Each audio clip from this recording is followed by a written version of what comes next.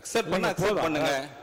நான் உங்களுக்கோசம் சேஞ்ச் பண்ண முடியாது. இல்ல நான் இப்படிதான் பேசுவேன். மக்கள் புரிந்து கொள்ளுகிற வகையில் நீங்கள் நன்றாக தான் பேசினீர்கள். அதோட பிரச்சனை முடித்து அதான் சொல்றேன். மாண்புமிகு பேரவைத் தலைவர் அவர்களே, ரொம்ப லைட்டர் வெயின்ல எடுத்துக்கோங்க. இல்ல பெரிய பிரச்சனை கைடன்ஸ் பண்ற மாதிரி பண்ணக்கூடாது. ஏன் செயல் இதுதான். அவருக்கோசம் நான் மாத்திக்க முடியாது, எல்லாருக்கும் நான் மாத்திக்க முடியாது. இல்ல மாண்பு உறுப்பினர் உட்காருங்க. மாண்பு அமைச்சர் கேலி பண்றீங்களா? மாண்பு நிதியமைச்சர் கொஞ்சம் கோவப்படாதீங்க. மாண்பு நிதியமைச்சர் நான் சொல்றேன்.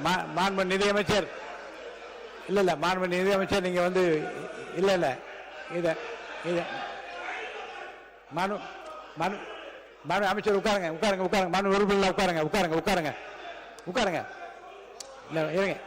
இல்ல மாண்பு நிதியமைச்சர் பெருசா எடுத்துக்கொள்ள வேண்டியதில்லை. ஒரு லைட்டர் வெயின்ல எடுத்துக்கோங்க.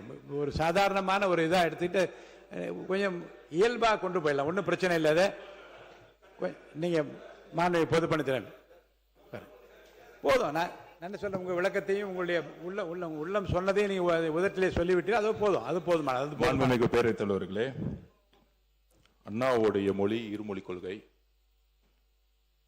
இங்கு யாரையும் வந்து தனிப்பட்ட முறையில் விமர்சனம் பண்ண வேண்டிய அவசியம் கிடையாது. அவருடைய பட்ஜெட் உரையை தெளிவாக அக்கௌண்ட் சம்பந்தப்பட்ட ஒவ்வொரு விஷயத்தையும் அவர் தெளிவாக பேசியிருக்கிறாரு. இந்த விஷயம் திமுக ஆட்சியில் திரு PT.R. பழனிவேல்ராஜன் அவர்கள் பட்ஜெட்டை தாக்கல் பண்ணும்போதும் நடந்ததுதான். அவர் அமெரிக்காவிலிருந்து வந்தவர், அக்கௌண்ட்ஸ் படிச்சு வந்தவர். அவர் தாக்கல் பண்ணும்போதும் வந்தது. இதை வந்து யாரும் அப்பொழுது கேலியோ கிண்டலோ செய்யல. அன்னைக்கு இருந்த எதிர்கட்சியா இருந்த அதிமுகவுக்குமே வந்து எதுவுமே செய்யல. அது ஒவ்வொருத்தருடைய ஒரு மொழி. அது இப்ப அண்ணனை பத்தி சொன்னாங்க. அவரு சென்னைக்காரர் இல்ல, புதுச்சேரிக்காரரு. புதுச்சேரி கடலூர் மொழியை பேசக்கூடியவர். தமிழ் பேசுவார். தமிழை தவிர அவருக்கு எதுவும் தெரியாது. அதுதான் முக்கியம். அதனால சில வார்த்தைகள் நாங்கள் எப்பயுமே மரபுப்படி நீங்க there is action, அதாவது where is action there is action சொல்லுவாங்க. நீங்க சொல்லக்கூடிய வார்த்தைகள் பதில் கொடுக்கிற இடத்துக்கு நாங்க வராமல் உங்களுடைய கருத்துக்களையும் திட்டங்களையும் பாலிசியும் பேசினா பெட்டரா இருக்கும் நாங்க நினைக்கிறோம். ஒரு முக்கியமான செய்தி சொல்லிடுறேன். இருங்க. பொது பொது மாண்புமிகு பேரவைத் தலைவர்களே, நிதியமைச்சர் ரொம்ப சீரியஸாக ஆகாதீங்க. இவர் வழக்கத்தில் நீங்க பேசுற வழக்கில் நீங்க பேசுறீங்க, அது ஒன்றும் தவறு இல்லை. அவர் புதிய சட்டமன்ற உறுப்பினர். இப்போ நாங்கள் யாராவது சொல்லியிருந்தோம் நீங்கள் யாரும் வருத்தப்படலாம். ஒரு புதியதாக இப்போ தான் அந்த கன்னி பேச்சு பேசுகிறார். ஒரு புதிய சட்டமன்ற உறுப்பினர் வந்திருக்கிறார். அவர் திருநெல்வேலி பகுதியை சார்ந்தவர். அவர் திருநெல்வேலி மொழிக்கும் வட சென்னை மொழிக்கும் தென் சென்னை மொழிக்குமே வித்தியாசம் இருக்குது. தென்னார்காடு மாவட்டத்திலலாம் பார்த்தீங்கன்னா 82, 83 தான் சொல்லுவாங்க. 82, 83 சொல்லுவாங்க கேட்டாங்க. பழக்கம் வீடுன்னு சொல்லுவோம் பல பேர். தென்னார்காடு மாவட்டத்தில் ஊடுன்னு சொல்லுவாங்க. வீட்டுக்கு போறேன்னுவாங்க, வீட்டுக்கு போறேன்னு பண்றாங்க. அந்தந்த மாவட்டத்தில் இருக்கிற பழக்க வழக்கங்கள். அவர் ஆங்கில பள்ளிக்கூடத்தில் படித்தவர். ஏன்னா அவர் மாப்பிள்ளையா இருக்கும்போது எனக்கு அவருக்கு தெரியும். ஏன்னா என்னுடைய அண்ணனுடைய மாப்பிள்ளானால அவர் கல்யாணம் பண்ற காலத்திலே தெரியும். அப்படிதான் பேசுவார் அவர், எனக்கே தெரியும். அதுவும் தமிழ்நாட்டை பொறுத்தவரைக்கும் இருமொழி கொள்கை உள்ள மாநிலம் இந்த மாநிலம். ஆங்கிலமும் தமிழும் இரண்டும் உள்ள மாநிலம். அவர் கன்னி பேச்சில் வந்து ஒரு நகைச்சுவையாக சொல்லுன்ற அடிப்படையில் சொல்லப்பட்டதே ஒழிய அதான் நீங்க சீரியஸ் ஆகணும்னா நீங்க எப்பவுமே நீங்க பேசுற மாதிரி. இன்னொரு முக்கியமான செய்தி சொல்லிடுறோம். இது தொடர்பாக பொது நடைமுறை விதிகள், பேரவை விதிகள்ல 86 பேரவையின் அலுவல் தமிழிலோ ஆங்கிலத்திலோ இரு மொழிகளிலுமோ நடைபெறலாம். தமிழ்லையும் பேசிட்டு இங்கிலீஷையும் பேசிட்டு தமிழ்லையும் பேசலாம். இன்னொரு சுவையான செய்தி உங்களுக்கு சொல்றேன். இதே அவையில் மாண்புமிகு முதலமைச்சராக புரட்சித் தலைவர் அம்மா உட்கார்ந்து இருப்பார்கள். எதிரில் திரு கோபிநாத் என்கின்ற ஒரு மாண்பு உறுப்பினர் இருப்பார். அவர் ஓசூரை சேர்ந்தவர். அவர் திடீரென்று தமிழ் பேச வர தெலுங்கில் பேச ஆரம்பித்து விடுவார். அம்மா சிரித்து கொண்டே சொல்வார்கள், நீங்கள் தெலுங்கிலே பேசுங்கள் என்று. தெலுங்கிலேயே அம்மா பதில் சொல்வார். ஆக மொழியை காட்டிலும் எந்த உணர்வோடு சொல்லுகிறோம் என்பதை மக்களும் மாமன்ற உறுப்பினர் புரிந்து கொண்டார்களா இல்லையா என்பதுதான் பிரச்சனை. அந்த வகையில் இப்போது மாண்புமிகு நிதியமைச்சர் இதை புரிந்து கொண்டிருப்பார், மாண்புமிகு உறுப்பினர் புரிந்து கொண்டிருப்பார். புரிந்ததில் இருப்பதனால் இத்தோடு முடித்து விடுகிறோம். அடுத்த கட்டமாக அடுத்த உறுப்பினரை நான் பேச அழைக்கின்றேன். நன்றி சொல்லுங்க. நன்றி மட்டும் சொல்லுங்க. கடையநல்லூர் தொகுதியில் கடையநல்லூர் சாம்பவர் வடகரை சுரண்டை ஆய்க்குடி கூட்டு குடிநீர் திட்டத்தை நிறைவேற்ற வேண்டும். பாப்பான்கால்வாய் சீரமைப்பு, சீவலங்காய் சீரமைப்பை செய்து தர வேண்டும். செங்கோட்டை நகராட்சி குடிநீர் விநியோகம் சீரமைப்பு செய்து தர வேண்டும்.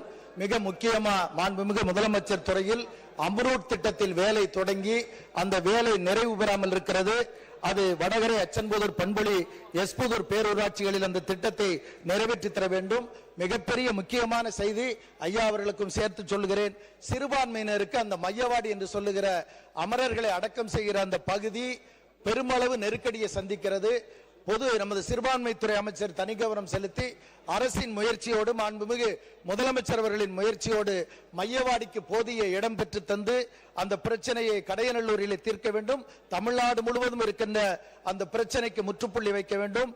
பண்பொழி திருமலை குமாரசாமி திருக்கோயில் பிரசித்தி பெற்ற கோவில். அந்த கோவில் இன்னும் கூட நிறைய எழுதி அவை குறிப்பில் சேருங்கன்னு சொல்லுங்க. கண்டிப்பா சரி. நன்றி மட்டும் சொல்லி அந்த கன்னியாகுமரி மாவட்ட உறுப்பினர் சொன்னாரு, 4 பேசிட்டா தொகுதிக்காரங்க நாங்க பேசிட்டோம்னு நினைப்பாங்க. அது 2 நிமிஷம் முடிச்சு உங்களுக்கு ஒரு யோசனை கூட சொன்னேன். அவை குறிப்பில் ஏற்றி விடுங்கள் என்று நீங்கள் எத்தனை பக்கத்துக்கு எழுதி கொடுத்தாலும் அதை அவை குறிப்பில் ஏற்றி ஒரு நகல் உங்களுக்கு வழங்கப்படும். நீங்கள் இந்த தொடர் முடிந்தவுடன் நமது சட்டமன்ற உறுப்பினர் இந்த தொகுதியில் பேசிய பேச்சு குறிப்பை புத்தகமாகவோ அதை செய்தித்தாளாக போட்டு எல்லா இல்லங்களிலும் உங்களுக்கு போய் கொடுத்தால் கூட நம்ம உறுப்பினர் எல்லாம் பேசி இருக்கிற செய்தி வரும். சிலவற்றை விட்டுவிட்டால் கூட அடுத்த கூட்டத்தொடரில் மீண்டும் நமது உறுப்பினர் பேசுவதற்காக எதிர்பாருங்கள் என்று போடுங்க. அடுத்தது காத்திருப்பா, அடுத்த முறை பேசுங்க. நிறைய நேரம் இருக்கிறது. இப்போது 3:05 அடவினைனார் கருப்பா நதி அணைகளை தூர்வார வேண்டும். எங்கள் தென்காசி மாவட்ட ஆட்சியர்கள் 6 வயது தான் நாங்க மாவட்டம் ஆகியிருக்கிறோம். அந்த 6 வயது குழந்தையை கண்ணை போல் காப்பதற்கு இந்த அரசு முன்வர வேண்டும். எங்களுடைய சுற்றுச்சூழல் துறை அமைச்சர் பொறுப்பு அமைச்சராக இருக்கிறார். மாவட்ட ஆட்சியர் அலுவலகம் விரைவில் திறக்கவும். செண்பகவல்லி அணை சீரமைப்பு, அந்த நெய்யல் இடதுகரை சேனல் சொன்னார்கள் குமரி மாவட்டத்தினர். இந்த 2க்கும் எங்கள் சுற்றுலாத்துறை அமைச்சர் தலைமையில் ஒரு குழுவை கேரளாவுக்கு அனுப்புங்கள். இவர்கள் கட்சியும் அங்கு உள்ள கட்சியும் ஒரே கட்சி என்பதால் அதை பெற்றுத் தருவதற்கு வாய்ப்பாக இருக்கும். செண்பகவல்லி அணை சீரடைந்தால் தமிழ்நாட்டில் மோசமான வறட்சி பாதிக்கின்ற எங்கள் பகுதி சங்கரன்கோவில், சிவகிரி, வெம்பக்கோட்டை, கோவில்பட்டி, விளாத்திகுளம் பகுதி வளம் பெறும்.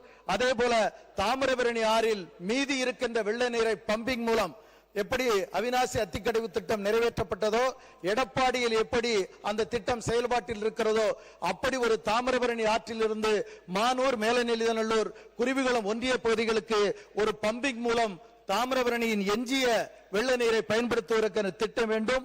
ஊத்துமலை இரட்டைக்குளம் கால்வாய் திட்டம் செய்து தாருங்கள். வனவிலங்குகளின் தொல்லையிலிருந்து எங்கள் மாவட்டத்தை மட்டுமல்ல தமிழ்நாட்டையும் காப்பதற்கு தனி திட்டத்தை உருவாக்கி தாருங்கள் என்று கேட்டு, எவருடைய மனதையும் புண்படுத்துகிற இயல்போ நோக்கமோ இல்லை. அனைத்தையும் சுட்டிக்காட்டுவதுதான் எனது கடமையாக கருதி சுட்டிக்காட்டி இருக்கிறேன் என்று சொல்லி எனது கன்னி பேச்சை நிகழ்த்துவதற்கு பெருந்துணையாக இருந்த அவைத்தலைவர்